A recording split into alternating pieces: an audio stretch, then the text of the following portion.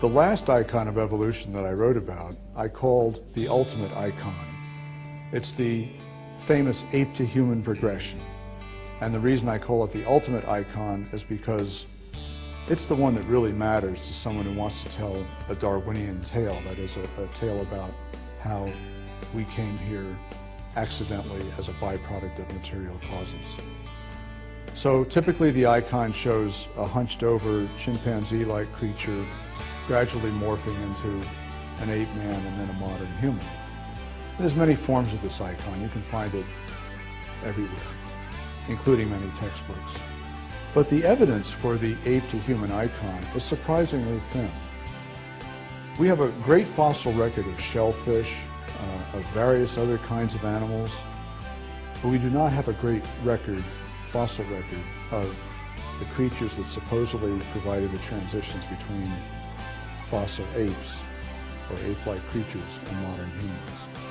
There are some fossils, yes, but what happens really, and experts in the field of human paleoanthropology have said as much, we start with a story. The story is that apes or ape-like creatures evolved into humans. We find things to plug in there. For example, before Darwin had any evidence at all of any of this, his friend and defender, Thomas Huxley, used a series of skeletons of apes that supposedly showed a progression up to the human skeleton.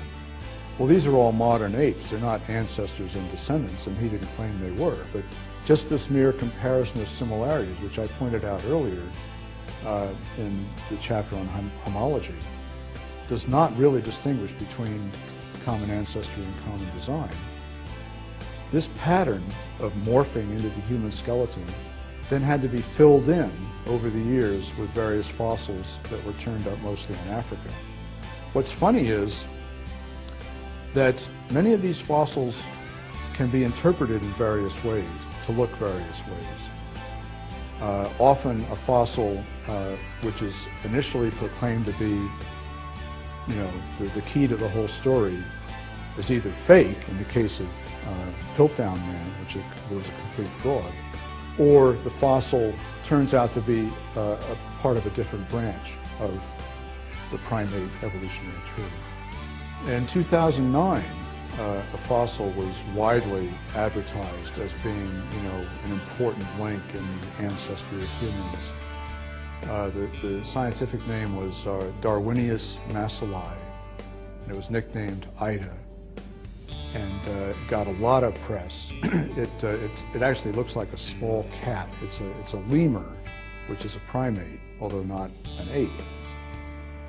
And it turns out that they started the promotional campaign 6 months or so before announcing the fossil in the scientific literature. So they had this big promo campaign planned for Ida. They put out the evidence, and almost immediately, evolutionary biologists began attacking it. They said, this is nonsense. This is not part of a human evolutionary tree. This might be important in deciding one minor issue in primate evolution, having to do with the classification of lemurs. But it's not an ancestor of human beings. It had no descendants, for one thing. And so the fossil was quickly discarded. And almost immediately, they had another one to take its place called Ardipithecus ramidus, which is a much more plausible one to stick into the story, but which has also been known for 15 years. Why did it all of a sudden become, the subject of all this hype? Obviously, there's much more to the ape-to-human icon than just scientific evidence. In all these cases, we have a story that's in need of evidence. And so whatever fossil turns up that appears to fit that story is hyped and milked for as much as Darwinists can get out of it. And then maybe something else turns up and gets the news after that. The thing that bothers me most about the idea of an ape-like creature evolving into a human is we have no mechanism, no plausible mechanism to explain that. The evidence we have for natural selection shows only changes within existing species. The evidence we have for mutations doesn't get us new organs or body plans.